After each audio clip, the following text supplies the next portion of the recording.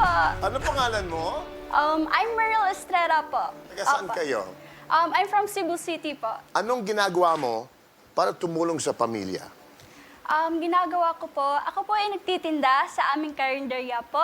And also, sa pagsasali po ng mga competitions po sa amin. Obviously, Pang ilang competition mo na to ngayon? Kasi po, simula nung 4 years old pa po ako nagsasali ng mga competitions. 4 years old. Apo. What? Hi, Mernel. Hello po. Congratulations. May dalawang coach umikot para sa'yo. Bakit hindi ako umikot? Kasi yung song na yan, ginamit namin sa finals ni Shane last year. Ako'y isang sirena.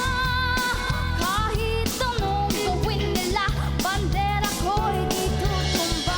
Diyan kami nanalo no? Sa point of comparison And I'm loyal to her Unless you did something very different na sa ginawa niya, then maybe, di ba? But it was a great audition. Thank you po. Ay, adlaw ka ni mo, Day. Ay, may adlaw po. Tumitingin siya sa'yo, kinakabahan ako. Parang decided na siya. No! Oh, don't think that way, but it's cool. Nung umikot ako, nakita ko talaga ikaw na nanggigil sa performance mo. Na ramdam ko talaga na sobrang hungry ka to go to the next round and to sing more songs and to represent your family and do this for your family. Sobrang worth it na nauna akong umikot kasi na-enjoy ko pa kahit pa paano yung performance niya na yun.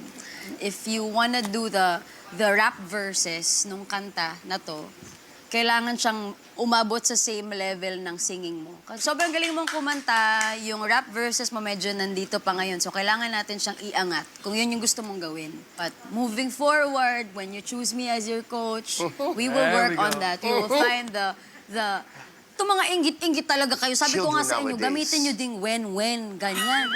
When you choose me as your coach, we will find those songs na mas bagay sa'yo, mas mapapakita mo yung strength mo muna as a vocalist. Kasi mas singer ka naman talaga, di ba, than yung nagra-rap, di ba? So yun, I hope you choose me and maraming salamat for a very good performance.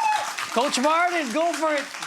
When? Say when, Coach. When you become a team player, yung pwesto mo sa team ko, for sure, lahat yung mga teammates mo, they will all look up to your voice kasi you're miles apart sa all the singers we've heard so far. For me, ang lakas ang boses mo, all in the right places. Tama ka sa mga rapping.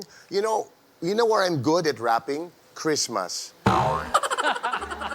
Rapping gifts. So I have absolutely no talent in the rapping department. But you can help me. We can help each other. We will make beautiful music together. So, the decision is hers, yes? But I would love to have you on Martin. Pipiliin ko po tong coach na to kasi alam ko po na matutulungan niyo po ako dito at magabayan din po dito sa The Voice Teens. Ang pipiliin ko pong coach I'm sorry. ay si Coach Martin po.